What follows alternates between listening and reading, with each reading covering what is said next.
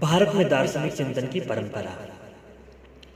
यह हमारे लिए अत्यंत गौरव की बात है कि सदियों पूर्व जब विश्व के अधिकांश देश अज्ञान के अंधकार से घिरे हुए आदिवासियों जैसा जीवन बिता रहे थे, तब हमारी इस भारत भूमि पर ज्ञान के अनेक दीप जगमगा रहे थे। ज्ञान के इन दीपों को प्रज्वलित करने वाले हमारे मनीषी केवल सामान्य घटनाओं का कारण ही नहीं ढूंढते थे, कभी तो जीवन की मूल समस्याओं जैसे सुख दुख, जीवन मृत्यु एवं जगत का भी कारण ढूंढते थे और इस तरह सत्य की खोज करते थे। सत्य की खोज की उनकी इस जिज्ञासु प्रवृत्ति ने ही भारत भूमि पर दर्शन के बीज बोए और उनके बीज बोने के बाद जो कालांतर में विशाल वट वृक्ष के रूप में परिणत हुआ, निश्चय ही इस दर्शन वृक्ष की छाया में आज भी जीवन यात्रा से थके हुए क्लांत पथिक को शीतलता प्रदान करने का सामर्थ्य है।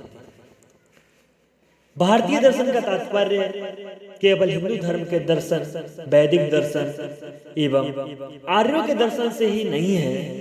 भारतीय दर्शन का तात्पर्य संपूर्ण भारत के किसी भी धर्म, संप्रदाय एवं जाति द्वारा चिंतन मनन किए गए दर्शन से है। सुनने के बाद सवाल उठता है, और कोई भी कहानी कथा सुनने के बाद सवाल उठना एक स्वाभाविक है कि भारतीय दर्शन का प्रारंभ कब हुआ एवं भारतीय चिंतन कौन कौन सी धाराओं में बहा, अर्थात भारतीय दर्शन के कौन कौन से संप्रदाय थे। किंतु इस पर विचार करने के पूर्व हम देखेंगे कि दर्शन शास्त्र का अर्थ क्या है। दर्शन क्या है? कहते हैं दृश्यति अनेन इति दर्शनम, अर्थात जिसके द्वारा देखा जाए वह दर्शन है। प्रश्न उठता है कि यहाँ किसे और किसके द्वारा देखने की बात की जा रही है। सामान्यतया हम आंख द्वारा बाहरी जगत के पदार्थों को देखते हैं और इसे ही दर्शन कहते हैं। किंतु यहाँ हम जिस दर्शन शास्त्र की चर्चा कर रहे हैं उसका उद्देश्य आंख द्वारा सामान्य वस्तुओं को देखना नहीं, अपितु सूक्ष्म दृष्टि द्वारा सामान्य वस्तुओं और घटनाओं के भी पीछे जो छिपे सत्य को देखना होता है, और उसे ही दार्शनिक चिंतन कहते हैं। कि सूक्ष्म दृष्टि में अंतर्दृष्टि और तार्किक परीक्षण भी इसी में सम्मिलित होता है। इसे हम एक उदाहरण द्वारा समझेंगे।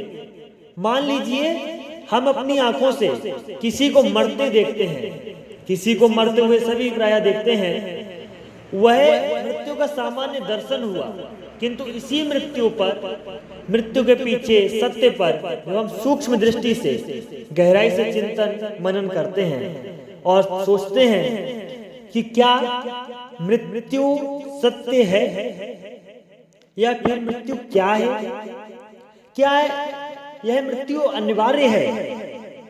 क्या इससे बचने की भी कोई वजह है, कोई तरीका है, या मृत्यु के बाद भी कोई जीवन शुरू होता है? इसी तरह के अनेक सवाल आते हैं, तो इससे दर्शन शास्त्र का जन्म होता है और यही दार्शनिक चिंतन है। दर्शन शास्त्र में इसी तरह गहराई से जगत एवं जीव के अस्तित्व के प्रश्न पर, उनके निर्माता ईश्वर के प्रश्न पर, कर्म फलों के प्रश्न पर, दुख के अनेक तरह के प्रश्नों पर गहराई से विचार किया जाता है। किंतु कहते हैं जब कोई कार्य हो या फिर कोई व्यक्ति हो या किसी की कोई बात हो, तो एक साधारण होती है, एक विशेष होती है और कुछ उससे भी अधिक विशेष होती है। इसी तरह से भारतीय दर्शन की भी मुख्य विशेषताएं हैं। इसकी मुख्य विशेषताएं कि भारतीय दर्शन की सबसे बड़ी विशेषता यह है कि यह किसी तरह का दबाव नहीं हुआ। कहते हैं कि कोई कार्य अपनी मर्जी से करना और किसी के दबाव में करना बहुत फर्क होता है। दबाव में किए गए कार्य सफल नहीं हो सकता, क्योंकि वहां कहीं न कहीं भय है। और जो मन से किया जाता कार्य वो जरूर सार्थक होता है।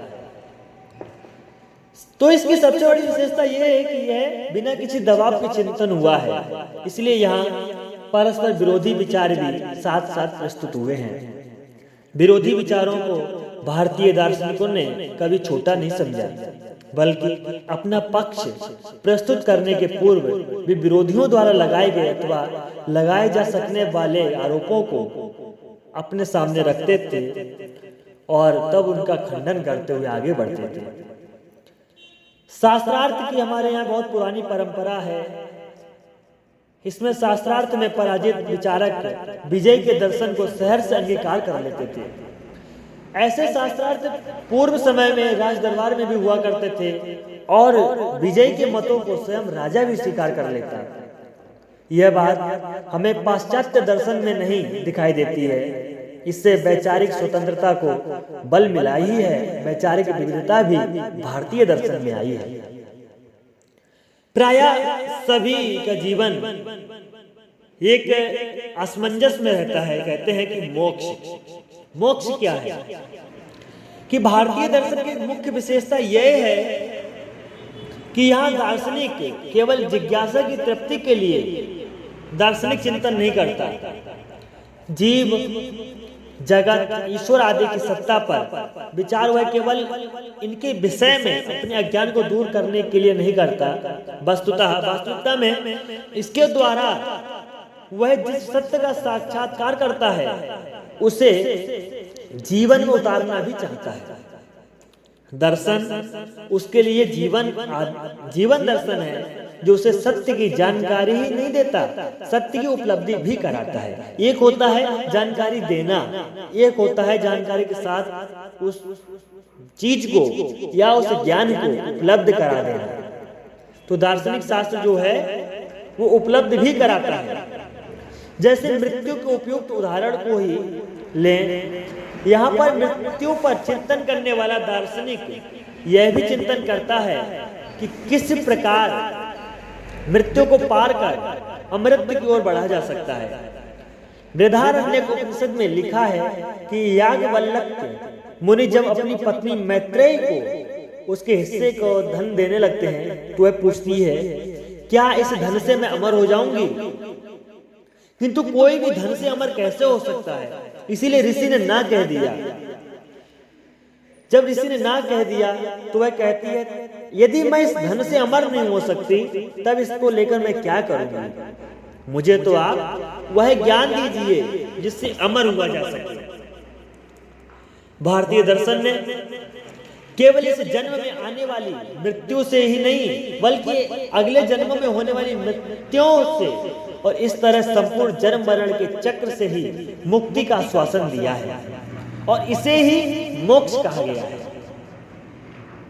सभी चाहते हैं मोक्ष को पाना, किंतु वास्तविकता में कुछ लोगों को यही नहीं पता होता है मोक्ष क्या है। वस्तुतः मोक्ष विषयक चिंतन ही समस्त भारतीय दर्शन की धुरी है। सारे भारतीय दर्शनों का लक्ष्य मुक्ति की प्राप्ति है, एकमात्र चार्वाक दर्शन को छोड़कर। चार्वाक दर्शन के बारे में हम बाद में बात करेंगे। फिलहाल अभी हम पाश्चात्य दर्शन से तुलना करके देखें तो पश्चिम का दर्शन जिसे फिलॉसफी कहते हैं, फिलॉसफी, भारतीय दर्शन से ही यही अंतर दिखता है। फिलॉसफी का उद्देश्य केवल सत्य की खोज है, बुद्धि द्वारा रहस्य का अनावरण करना और जीवन के जगत के संबंध में विशुद्ध ज्ञान प्राप्त करना।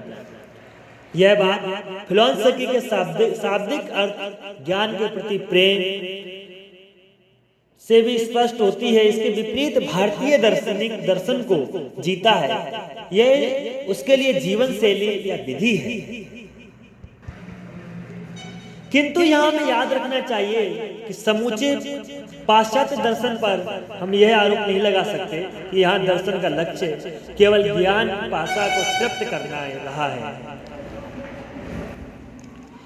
जैसा कि अनेक भारतीय विद्वान प्रायः रट लगाते हैं, महान यूनानी दार्शनिक सुकरात ने सद्गुण को जानना ज्ञान का लक्ष्य बताया था, किंतु ज्ञान से उनका तात्पर्य बौद्धिक ज्ञान नहीं था, बल्कि सत्य के प्रति आत्मा की आंख का खुलना था। इसी तरह प्लेटो के लिए भी दर्शन शास्त्र आत्मा का परिवर्तन था। वह कहते थे कि केवल दार्शनिक ही नित्य तथा अपरिवर्तन को समझने में सामर्थ्य है, और जो अनेक तथा परिवर्तनशील के प्रदेश से विचरते हैं वे दार्शनिक नहीं हैं, क्योंकि आत्मा के अस्तित्व में विश्वास किसी को होता है और किसी को नहीं होता है, किंतु अधिकांश भारतीय दर्शन आत्मा के अस्तित्व में विश्वास रखते हैं, जो शरीर से पृथक है, अजर अमर है, जो मनुष्य का वास्तविक मैं है। अपने इस वास्तविक स्वरूप को जानकर अर्थात आत्मा को प्राप्त कर मनुष्य मोक्ष की प्राप्ति कर सकता है। इसके विपरीत शरीर और मन को मैं मानकर वह तरह तरह से दुख उठाता है। सच कहा जाए तो भारतीय दर्शन मनुष्य को उसके वास्तविक रूप से परिचित कराने का एक प्रयत्न है। वेदांत दर्शन में तो आत्मा को इतना महत्व दिया गया है कि उसे ही ब्रह्म कह दिया गया। यह विचार निश्चय ही मनुष्य को उसकी एक नई पहचान से अवगत कराता है कि वह कोई दीनहीन मरणाधर्म प्राणी नहीं है, कि अमृतस्य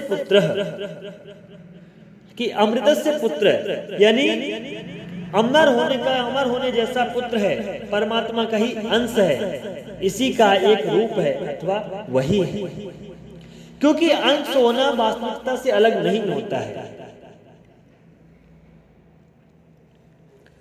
कुछ लोग भारतीय दर्शन पर निराशावादी होने का आरोप लगाते हैं, किंतु कोई भी हो, आशावादी और निराशावादी, कहीं न कहीं ये व्यक्तिगत सोच भी होती है। उनका कहना होता है कि भारतीय दर्शन जीवन के दुखद पक्ष पर जरूर से ज्यादा जोर देता है, अतः वह निराशावादी है। किंतु क्या यह आरोप सच है? आइए हम इसकी समीक्षा करें अपनी तरह से। निश्चय ही यह सत्य है कि भारतीय दार्शनिकों ने जीवन में सर्वत्र दुख है, इस सत्य को बड़ी गहराई से महसूस किया है और स्पष्ट शब्दों में उसे स्वीकार भी किया है। वस्तुतः इस सत्य ने ही उनमें आध्यात्मिक असंतोष उत्पन्न किया और वे दार्शनिक बने।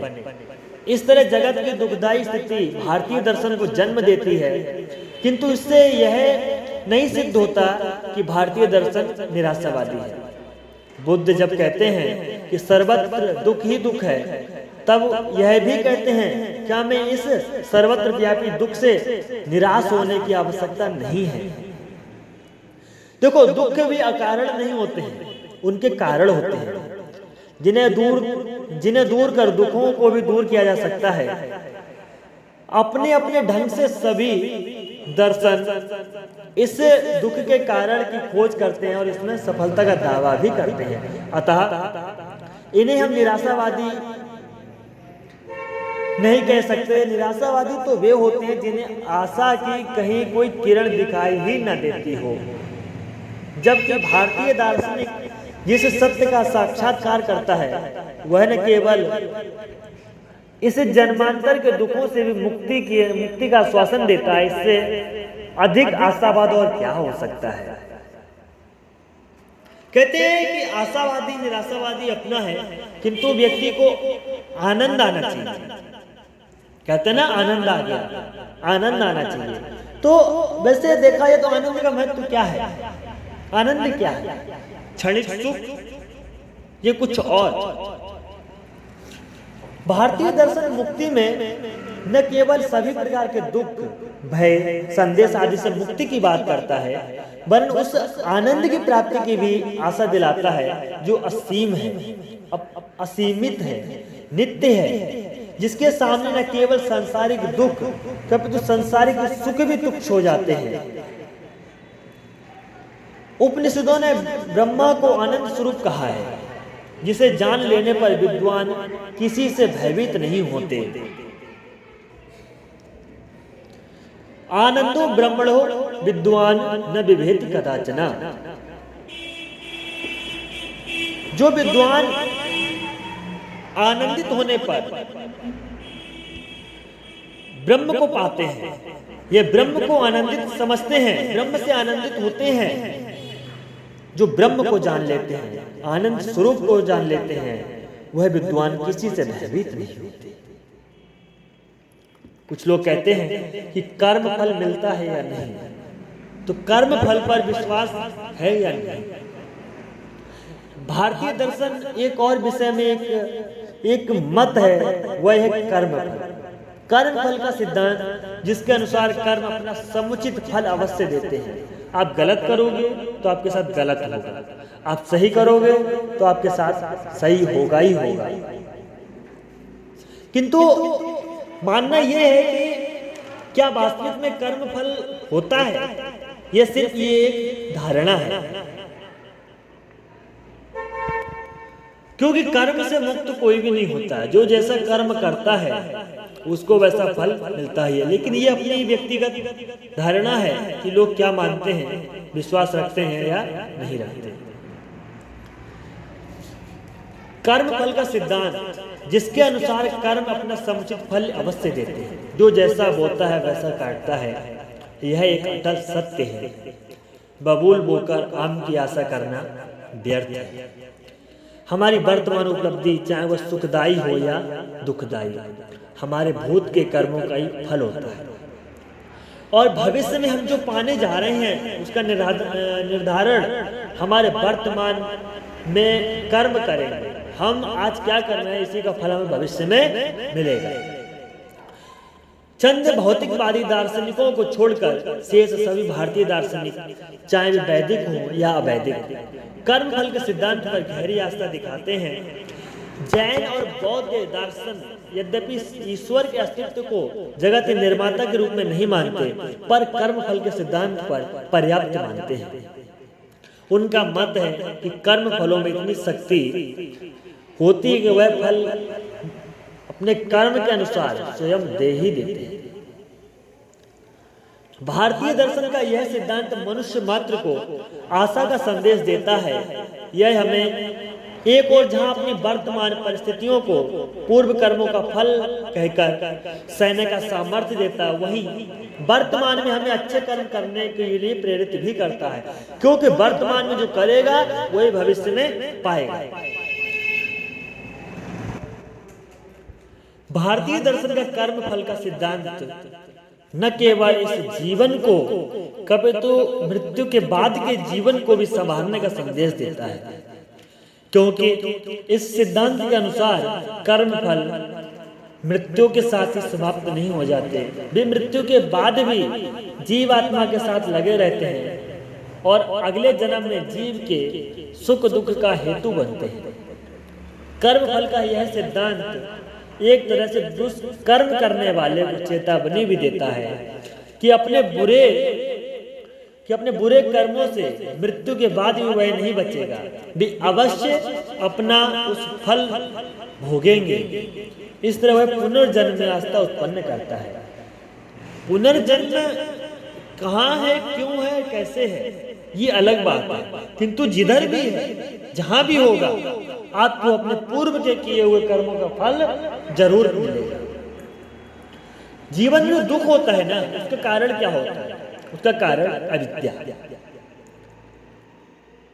भारतीय दर्शन में जन्म से लेकर हमारे सब दुखों और कर्म फल के रूप में एवं अगले जन्म में मिलने वाले दुखों का भी कारण अविद्या को ही बताया गया है।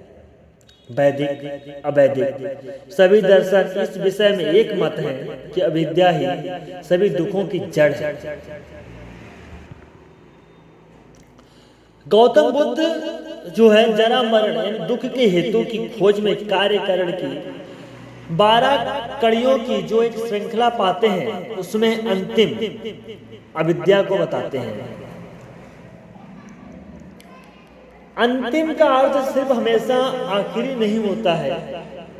अंतिम को अगर उल्टी साइड से देखो तो अंतिम अंतिम का अर्थात प्रथम भी होता है और प्रथम का अंतिम भी होता है।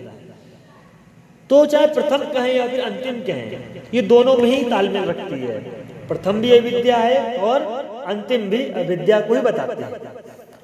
इस तरह अनेक अनुसार भी अविद्या ही समस्त दुखों की जड़ है। पर यह अविद्या आई कहां से?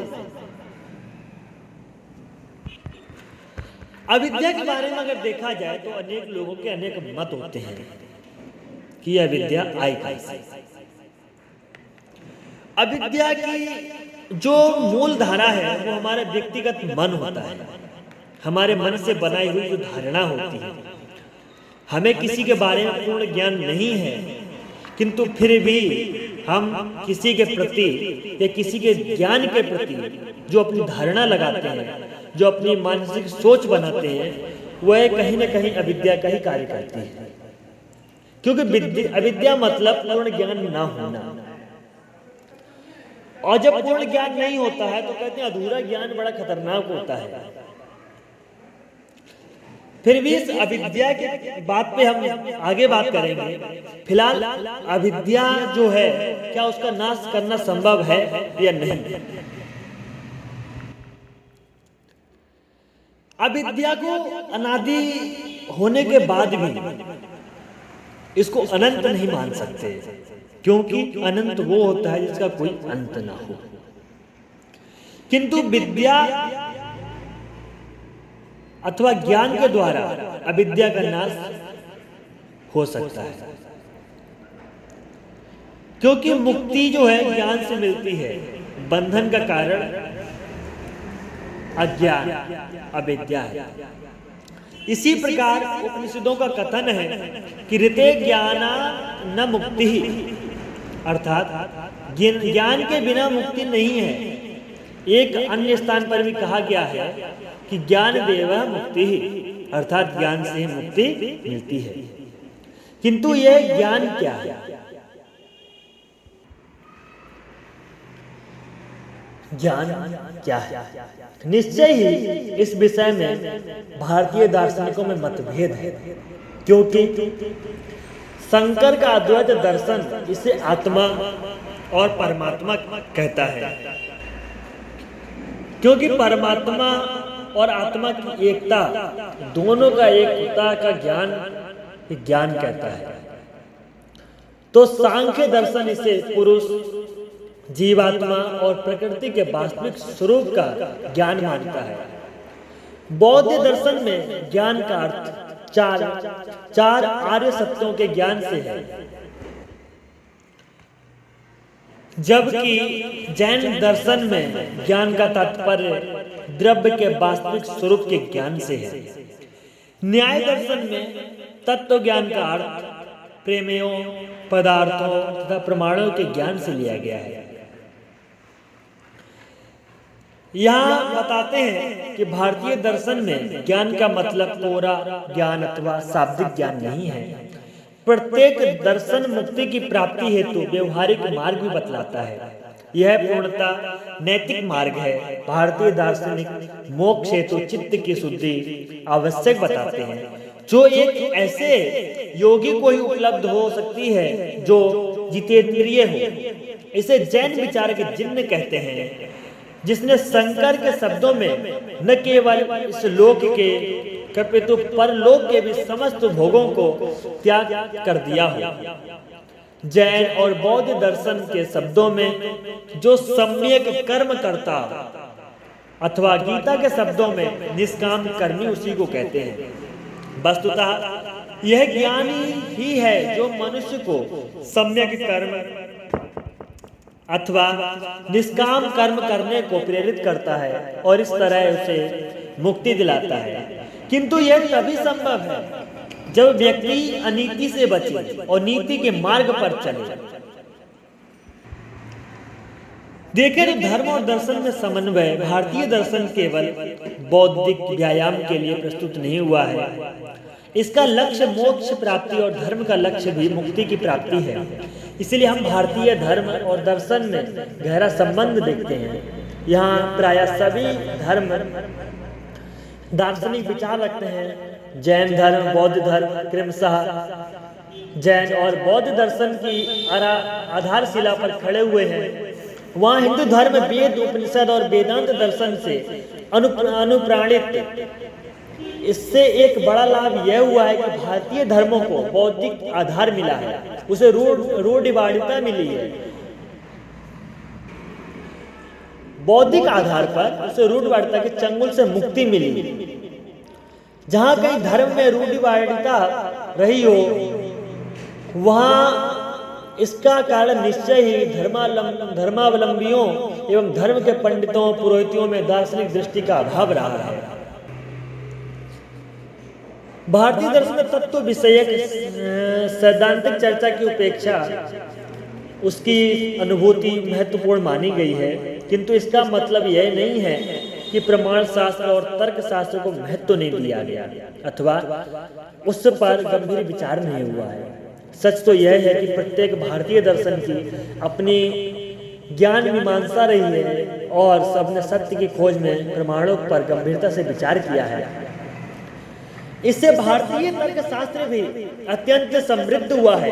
न्याय दर्शन तो मुख्यतः तर्क शास्त्र ही है, पर यह भी सत्य है भारतीय दर्शन में तर्क शास्त्र एवं प्रमाण मीमांसा का उद्देश्य उस ज्ञान की प्राप्ति रहा है जो मोक्ष की प्राप्ति कराए। जीवन में प्राय सभी चीज का वर्गीकरण होता है, ऐसा ही भारतीय दर्शन का भी है। भारतीय दर्शन के वृक्ष में अनेक शाखाएं प्रारंभिक काल से ही रही हैं। यह हमारी संस्कृति की एक बड़ी विशेषता है कि हर एक ने अपने विरोधी के विचारों को बाकायदा सुना है, यदि उसकी आलोचना की है तो उसका सम्मान भी किया है। यही कारण है कि हमारे देश में एक ही समय में परस्पर विरोधी विचारधारा वाले दर्शन भी समानांतर रूप से फले फूले भी हैं। भारत भूमि में पनपने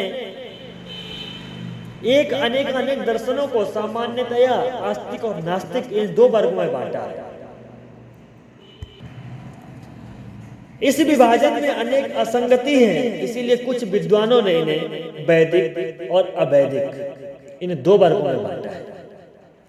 यहाँ पर हम दोनों में ही प्रकाश डालेंगे। सामान्यतः भारतीय दर्शन को आस्तिक और नास्तिक इन दो वर्गों में बांटा जाता है। सरल दर्शन, जिसमें सांख्य, योग, न्याय, वैशेषिक, वेदांत, मीमांसा दर्शन आते हैं, आस्तिक वर्ग में आते हैं, तथा जैन, बौद्ध और चारवाक ये नास्तिक वर्ग में रखे जाते हैं। सामान्यतया आस्तिक का अर्थ ईश्वर में विश्वास रखने वाले तथा नास्तिक का अर्थ ईश्वर में विश्वास न रखने वाले से लिया जाता है। किंतु भारतीय दर्शन के सभी आस्तिक दर्शन ईश्वर के अस्तित्व को स्वीकार करते हैं और नास्तिक अस्वीकार करते हैं, ऐसी बात नहीं है।